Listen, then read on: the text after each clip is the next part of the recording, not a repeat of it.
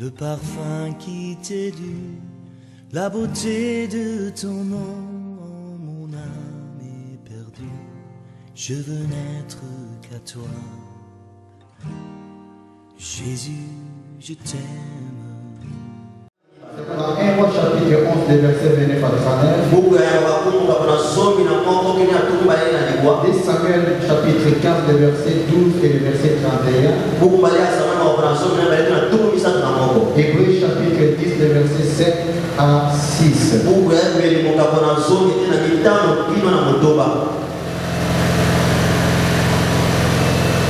1 Roi chapitre 11, des versets 29 à 39. Je lis la parole de Dieu. Je vais commencer même au verset 28. Jéroboam était fort et vaillant. Souligné fort et vaillant. Jéroboam était fort et vaillant. Ayant vu ces géants à l'œuvre, Salomon lui donna la surveillance de tous les travaux de la famille de Joseph. À la même époque, Jéroboam sortit de Jérusalem et rencontra en chemin les prophètes à Shija, des silos, habillés des manteaux neufs. Ils se trouvaient tous les deux seuls dans le champ. À Shija attrapa les manteaux neufs qu'il portait, les déchira en 12 morceaux. Et dit à Jéroboam, prends 10 morceaux pour toi. En effet, voici ce que dit l'Éternel, le Dieu d'Israël.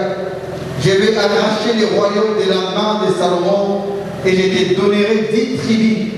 Mais il gardera une tribu à cause de mon serviteur David et de Jérusalem, la ville que j'ai choisie, de préférence à toutes les tribus d'Israël. Cela arrivera parce qu'ils m'ont abandonné et se sont prosternés devant Astarté, la divinité des Sidoniens, devant Chemosh, les dieux des Moab, et devant Milcom, les dieux des Ammonites. Et parce qu'ils n'ont pas marché dans mes voies pour faire ce qui est droit à mes yeux et pour mettre en pratique mes prescriptions et mes règles comme l'a fait David, le père de Salomon. Je ne lui retirerai pas tout le royaume. En effet, je le garderai comme prince tout le temps qu'il vivra à cause de mon serviteur David que j'ai choisi et qui a respecté mes commandements et mes prescriptions. En revanche, je retirerai le royaume à son fils et je t'en donnerai 10 tribus. Je laisserai une tribu à son fils afin que mon serviteur David ait toujours un successeur devant moi à Jérusalem, la ville que j'ai choisie pour y établir mon nom. Je vais te prendre pour que tu règnes sur tout le territoire que tu voudras et tu seras roi d'Israël. Si tu obéis à tout ce que je t'ordonnerai, et si tu marches dans mes voies, et si tu fais ce qui est droit à mes yeux, en respectant mes prescriptions et mes commandements comme l'a fait mon serviteur David, je serai avec toi et je te construirai une maison stable, comme j'en ai construit une à David, et je te donnerai Israël. J'humilierai ainsi la descendance de David, mais ce ne sera pas définitif. Ce ne sera pas définitif. Nous pouvons nous asseoir. Nous lisons 2 Samuel chapitre 15, les versets 12 et les versets 31.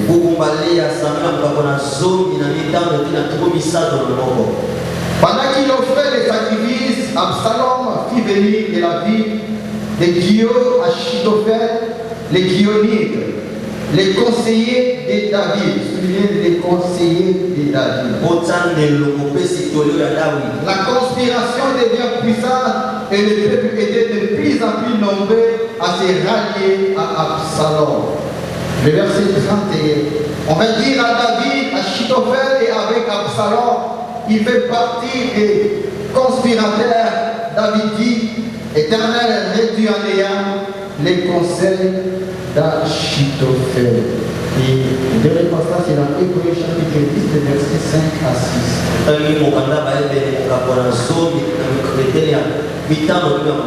Hébreux chapitre 10, versets 5 à 6. La Bible dit,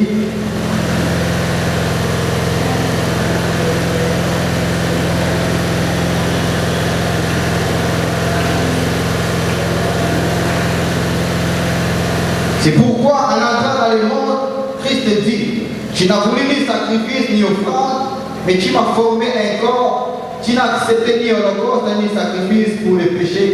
Alors j'ai dit, mais voici je viens dans le rouleau du livre, il est écrit à mon sujet pour faire au Dieu ta volonté. Est-ce qu'on peut acclamer pour la parole de Dieu?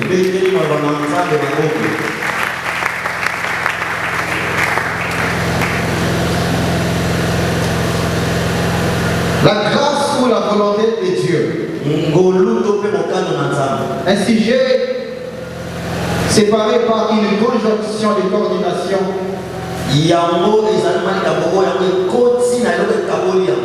En fait, il y a des mots ou des groupes de mots. D'un côté, il y a la grâce et de l'autre côté, il y a la volonté de Dieu.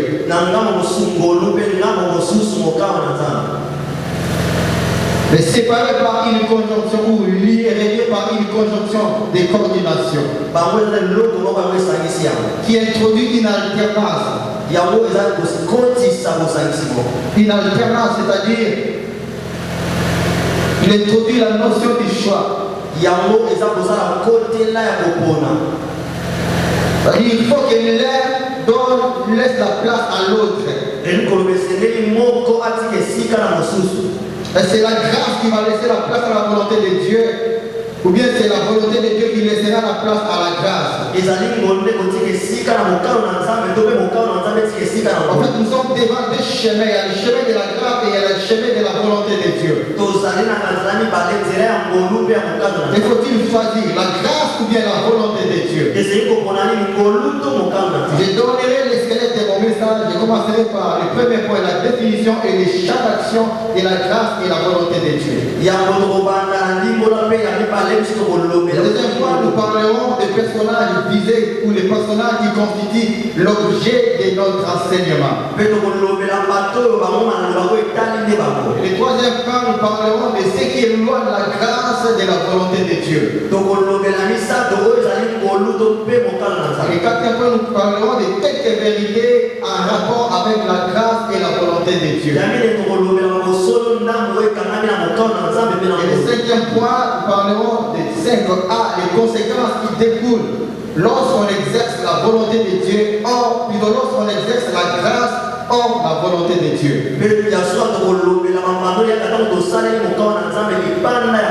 Et 5B, lorsque les conséquences qui découlent lorsqu'on exerce la grâce dans la volonté de Dieu. S'il faut parler de la grâce en définitive, la grâce, la faveur imméritée de Dieu. Une faveur qui se manifeste sous forme de dons, de talents et de capacités. Accordé aux hommes en vue d'atteindre l'objectif de Dieu. Atteindre l'objectif de Dieu dans l'humanité. Atteindre l'objectif de Dieu dans l'animalité. Dans l'animalité animale. D'accomplir la volonté de Dieu dans le végétalisme. Les dons, les talents, les capacités accordées aux hommes en vue d'atteindre l'objectif de Dieu dans la race humaine, dans la race animale et dans la végétation. C'est-à-dire la grâce de Dieu s'exerce partout dans tous les domaines de la vie. Il y a des mêmes pour la volonté de Dieu. Comme le Seigneur dit dans la prière de notre Père, que ta volonté soit faite ici sur la terre comme elle s'est faite au ciel. La volonté de Dieu, c'est ce que Dieu veut. C'est son propre gré. Et elle s'étend dans tout l'univers. Les personnages visés dans notre Oh, mais dans notre passage, dans notre sujet, comme nous venons de le lire dans ces trois textes, il s'agit de Jéroboam, à Samuel, il s'agit d'Achitophel, et dans Hébreu, on est en train de nous parler de notre Seigneur Jésus-Christ.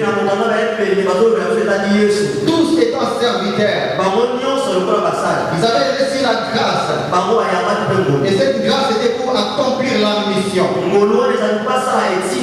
Mais chose étonnante, Jéroboam et Achitophel, ils se sont servis de la grâce de Dieu comme un gain, comme un moyen pour s'enrichir, comme un moyen pour s'écarter de la volonté de Dieu.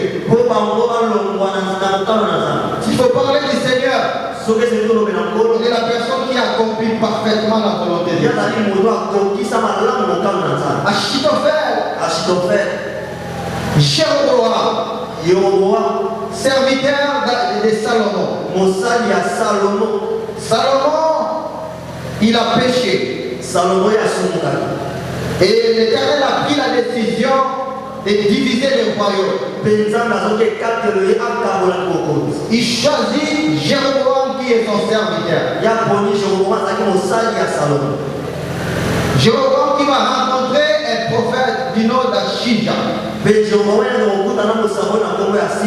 ce prophète va lui dire que lui va diriger les 10 tribus et les 2 autres tribus, c'est le fils de Salomon qui sera à la tête. Et ça,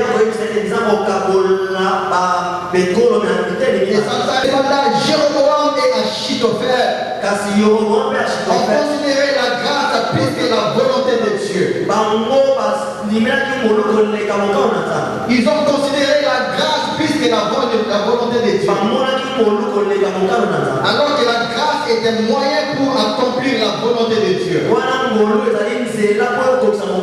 Les dons, les capacités, les talents que Dieu nous a donnés dans un quelconque domaine, cela l'amène sur le terrain de la religion. Si c'était une bonne chose, Dieu ne tuerait pas un animal pour former des habits à Adam et Ève. Le fait de le faire, il va tout simplement montrer à Adam que tu n'as pas raison. Lorsque nous exerçons la grâce de Dieu sur le terrain non voulu par Dieu, lorsque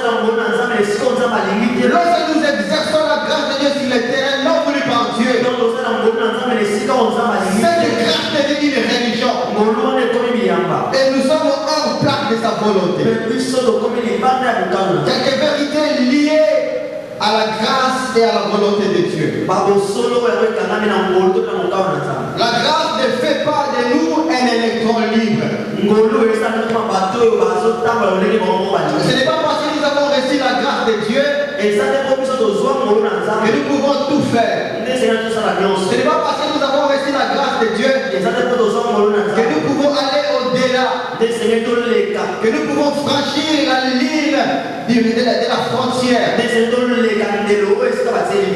ce qu'a fait Absalom, c'est plutôt ce qu'a fait Achitophel et c'est ce qu'a fait ce roi Jéroboam. Il a reçu la grâce de diriger.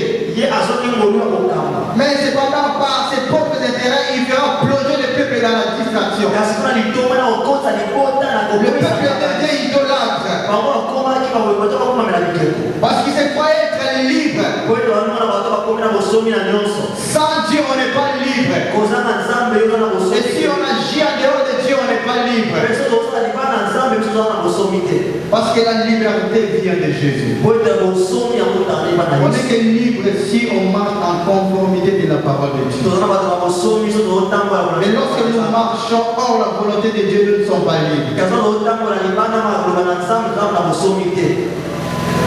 Il croit être libre et la liberté l'amène au libertinage.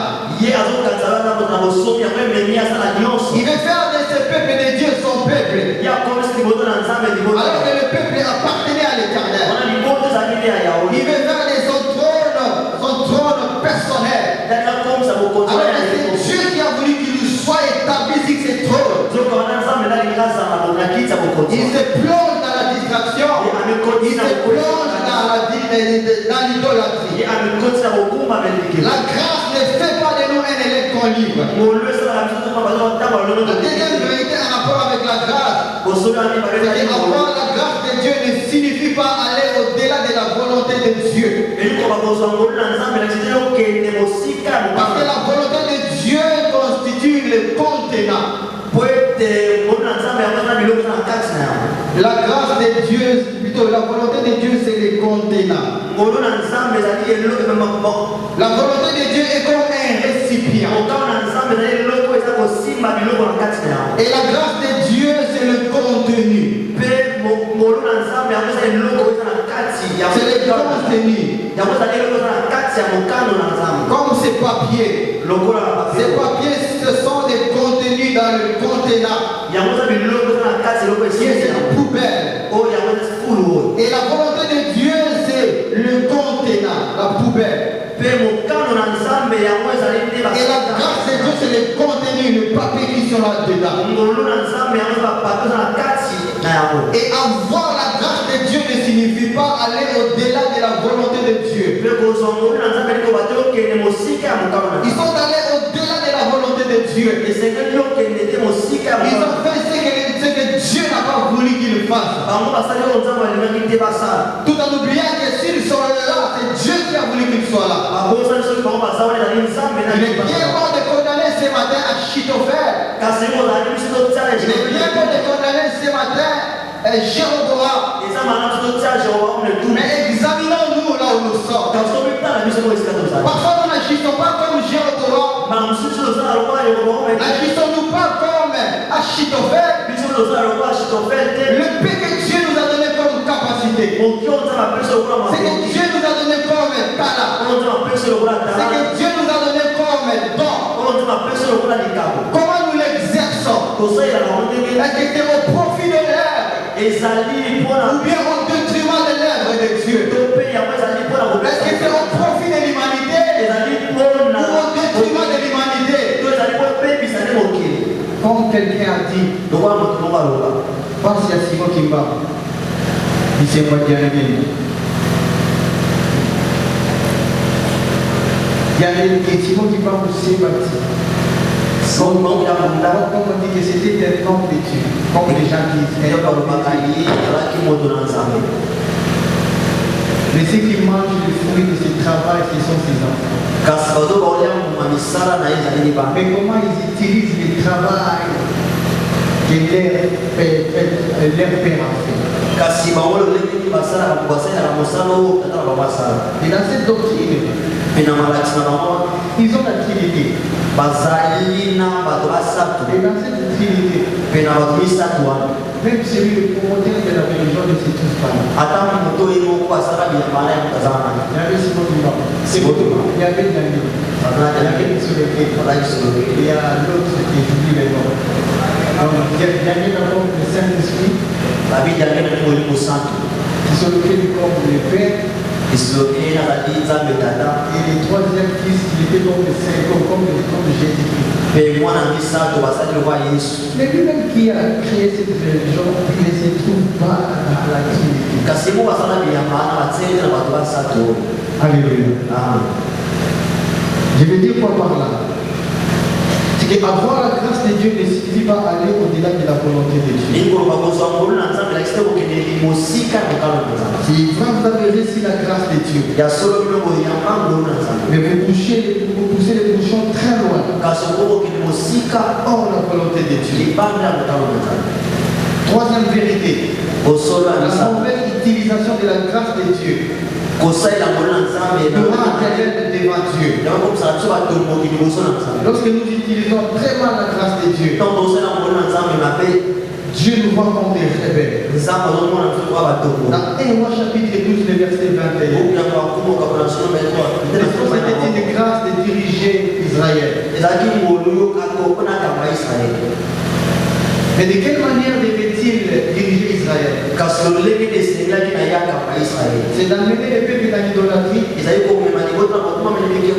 N'est-ce pas une grâce que vous avez reçue auprès du Seigneur en chantant pour lui? de quelle manière vous utilisez cette grâce? Les pasteurs venaient d'évoquer un problème qu'il a vu sur Internet. Moi également, j'aimerais aussi évoquer ce que tu dis. Je ne sais pas si c'était vrai ou c'était mais une église de la place où on fait passer un musicien profane. Passer devant la chair haut de l'altar.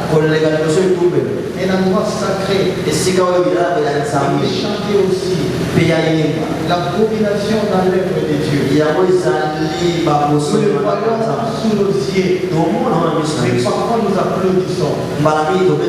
Tout en oubliant que la mort est dans la peau. Jusqu'au point où nous commençons à faire passer les païens devant du haut de la chair. Dieu nous a donné ces dons pour l'avancement du royaume. Mais il ne nous a pas donné ces dons pour que nous puissions nous enrichir. Dieu ne nous a pas donné la grâce pour que nous puissions faire des armes comme bon nous semble. Dieu ne nous a pas donné la grâce pour que nous puissions agir comme bon nous semble. Dieu ne nous a pas donné la grâce pour que nous soyons des électeurs libres. Mais Dieu nous a donné la grâce pour que son royaume avance. Dieu nous a donné la grâce pour, si vous pouvez plutôt, de péper les camps de l'ennemi et péper les camps de Dieu. Dieu nous a donné la grâce pour que nous puissions le mettre à l'exergue de la nation, à l'exergue de la vie, pour que nous puissions le mettre au profit de l'humanité. Mais ce n'est pas pour que nous puissions faire de cette grâce tout ce que nous voulons et comme bon nous semble. La mauvaise utilisation de la grâce de Dieu est devant Dieu. Et la quatrième vérité en rapport avec la grâce, c'est qu'on peut avoir la grâce et aller en enfer. Avoir la grâce de Dieu, mais c'est retrouver en enfer, en train de se brûler. Avoir la grâce de Dieu, mais c'est retrouver nulle part. Matthieu 7, verset 22 à 23 nous dit ce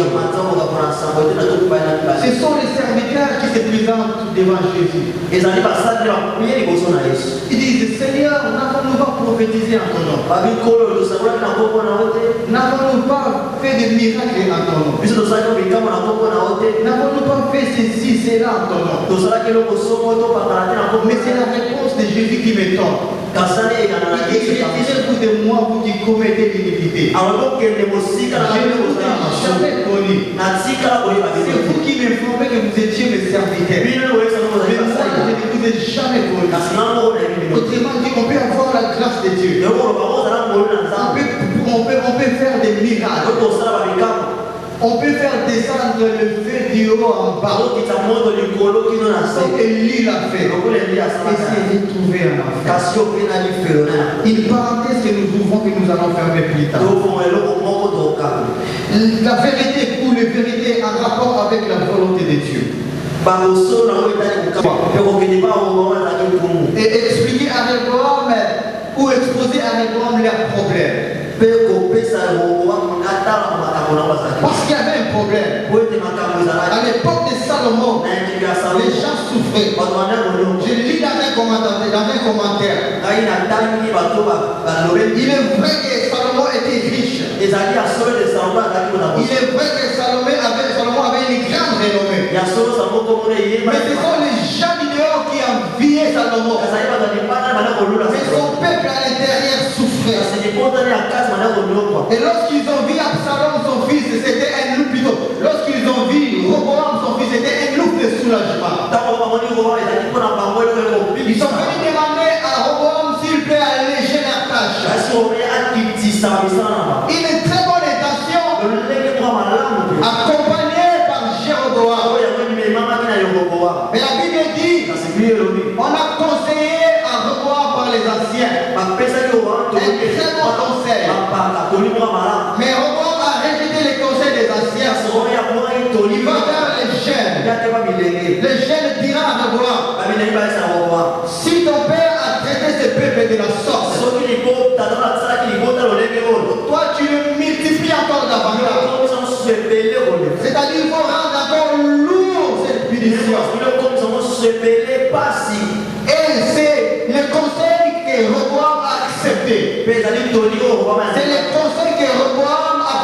changé.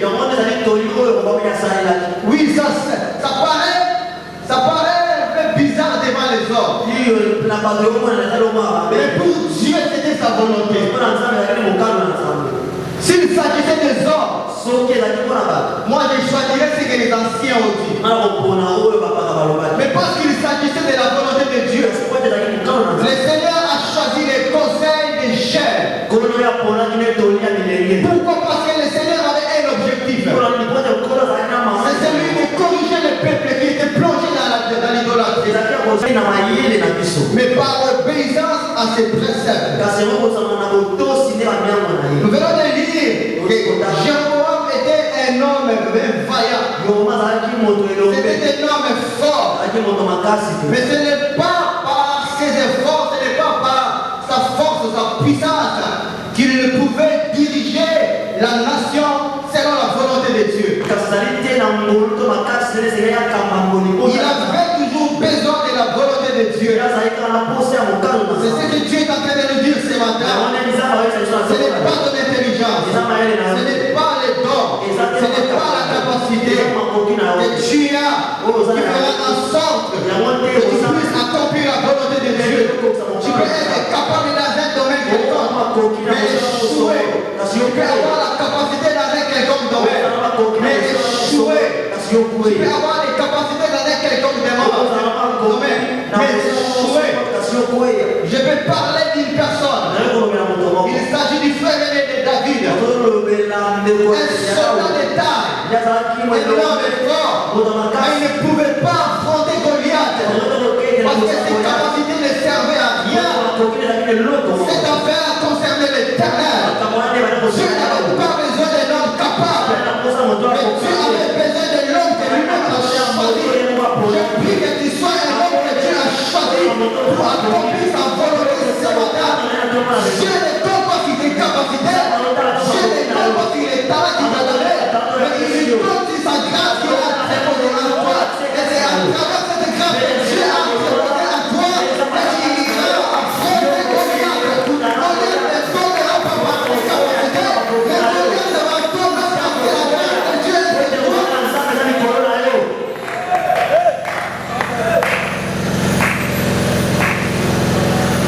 La volonté de Dieu ne s'accomplit pas par notre astuce, par notre ingéniosité, par notre intelligence. Mais la volonté de Dieu s'accomplit par obéissance à ses préceptes. Les conséquences qui découlent lorsqu'on exerce la grâce de Dieu hors sa volonté. C'est la désolation, la dévastation, la ruine. Hébreux chapitre 14, verset 1 à 2. Il marche en fait. Et devant nous, il y a un trou. Je vois mon interprète tomber. Il tombe dans un trou. Moi qui suis derrière lui, je viens aussi. Je tombe dans le même trou. On est moitié depuis des années. C'est ce qui arrive dans la vie des gens. Donc si vous voulez corriger l'erreur de l'autre, corrigez-les avec discernement. C'est ce qui arrive dans la vie des gens. La volonté de Dieu ne s'accomplit pas, ou plutôt lorsque je suis là. Il disait, c'est la désolation, les conséquences qui découlent lorsqu'on exerce la grâce de Dieu hors sa volonté. C'est la désolation. C'est la ruine. C'est la destruction, la dévastation. Jéroboam plutôt est devant un problème. Il y a son fils qui est malade. Et il envoie sa femme vers le prophète Ashija. Ça c'est dans le chapitre 14, vous pouvez le lire à la maison. Chapitre 14, verset 1 à 2. Mais il demande à sa femme de se déguiser. Il dit à sa femme que tu te déguises, que l'homme de Dieu ne découvre pas que tu es ma femme. Voyez les conséquences d'exercer la grâce de Dieu hors sa volonté. C'est que vous vivrez dans la confusion. Alors que s'il était dans les trois chemins, on va voir le prophète lui-même. Parce que c'est ce prophète Achija qui a prophétisé pour qu'il soit roi.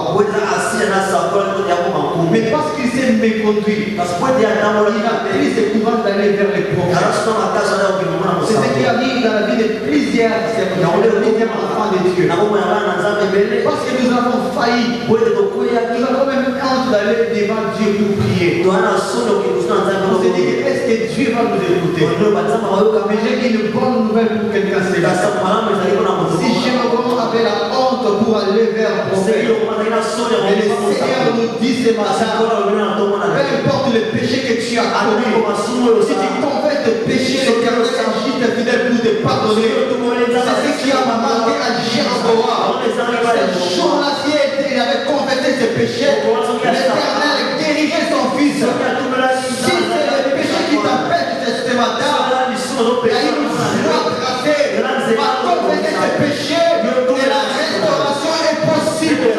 Je dis à quelqu'un que la restauration est possible. Ne connais pas les règles qu'a commis Jéhovah. Ne regarde même pas ta honte. Le Seigneur est capable de changer ta honte à l'envers. L'Éternel Dieu est capable de changer ton humiliation en élévation. Va vers l'Éternel. Il n'agit pas comme Dieu. Parce que tu es riche, seuls les pauvres auront besoin de toi. Tu peux être riche, mais tu auras aussi besoin des pauvres. On t'appelle riche parce qu'il y a des pauvres. Si tu n'avais pas de pauvres, on t'appellera pas riche. Pareillement aux pauvres, on t'appelle pauvre parce qu'il y a des riches.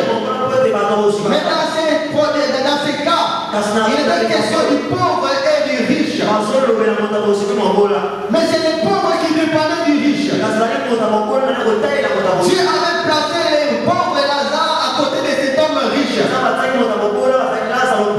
Lazare était un signal fort pour la peine de cet homme riche. Il était un signal fort pour la peine de l'homme riche. Un signal fort pour la peine de l'homme riche. Lazare était une alerte pour l'homme riche. Lazare était un homme placé pour sonner la trompette afin que l'homme riche se redresse. Mais il n'a pas compris le bien fondé, le bien-être de Lazare à côté de lui. Tu as négligé Lazare. Et il s'étonne de voir Lazare, quand ils sont morts, Lazare au sein d'Abraham, et lui il se retrouve dans la vie. Il se rend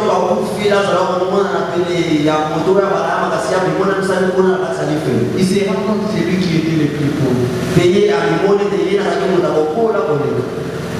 Je voudrais encourager quelqu'un ce matin pour dire ce qui détermine ce que tu es, ce n'est pas ce que tu as.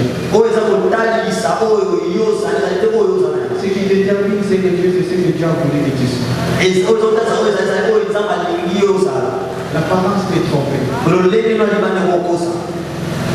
Apparemment, on pouvait négliger Lazare.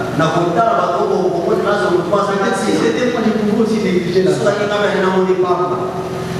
Celui que tu es en train de négliger, c'est celui qui a tué. Mais celui que tu es en train de considérer qui n'a pas Dieu.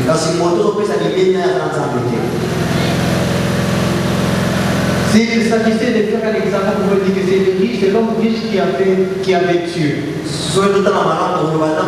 Et Lazare n'avait pas Dieu. Mais dans les lunettes de Dieu, celui que Dieu a créé, c'était Lazare. Mais l'homme riche était loin de Dieu. L'homme riche était loin de Dieu. Et la finalité, il va passer sa vie à l'éternité. J'ouvre une parenthèse pour dire, lorsque la prudence nous fait défaut, Lorsque la prudence nous fait défaut, nous risquerons de nous retrouver dans l'affaire. Et dans l'affaire, nous serons des évangélistes. L'homme riche devient évangéliste mais en enfer. Il devient conscient mais en enfer. Tout le temps qu'il était ici sur la terre. Tu réjouis le cœur de Dieu. Non seulement tu réjouis le cœur de Dieu. Deuxième raison.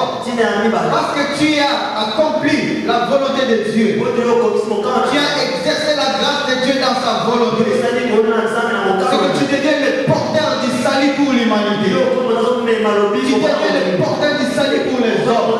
Dans le livre de Matthieu chapitre 27, verset 46. La Bible dit, j'ai parlé de 3 personnes dans mon exposé. Il s'agissait de Jéroboam. Il s'agissait de parler d'Achitophel. J'ai parlé de Jéroboam. Et j'ai parlé de Jésus. Et Jésus est celui qui a accompli parfaitement la volonté de Dieu. C'est-à-dire qu'il n'a pas tenu compte de sa grâce. Il n'a pas tenu compte de ce qu'il était. Il a fait Dieu qu'il était. Mais il a été limité dans quelque chose. Il accepte que la grâce de Dieu soit sous la volonté de Dieu. Et la finalité, c'est que non seulement Dieu l'a créé, mais c'est à travers cet acte que vous et moi nous sommes sauvés. La Bible dit parce qu'il a accompli parfaitement la volonté de Dieu. Au moyen de la grâce qu'il a reçue. Quelle a été la grâce de Dieu qu'il a reçue? Mourir à la croix, c'était une grâce. Ce n'était pas donné à n'importe qui. C'est pourquoi Apocalypse dit, quand Dieu cherchait un homme au ciel, il y avait des hommes. Il y avait des hommes ici sur la terre. Mais personne n'était porté grâce. Mais l'agneau de Dieu s'est tenu. Il s'est tenu pour venir mourir à la croix. Et c'était une grâce de venir mourir à la croix. Parce que ce n'est pas n'importe qui devait mourir à la croix. Celui qui devait mourir à la croix, c'était une personne qui devait accomplir parfaitement la volonté de Dieu. Et celui qui a accompli parfaitement la volonté de Dieu, c'est Jésus. Et parce qu'il a accompli parfaitement la volonté de Dieu, Dieu l'a premièrement agréé. Et l'humanité tout entière a pu agréer. L'humanité tout entière a pu sauver. Mais également, il a reçu les noms qui est au-dessus de tous les noms.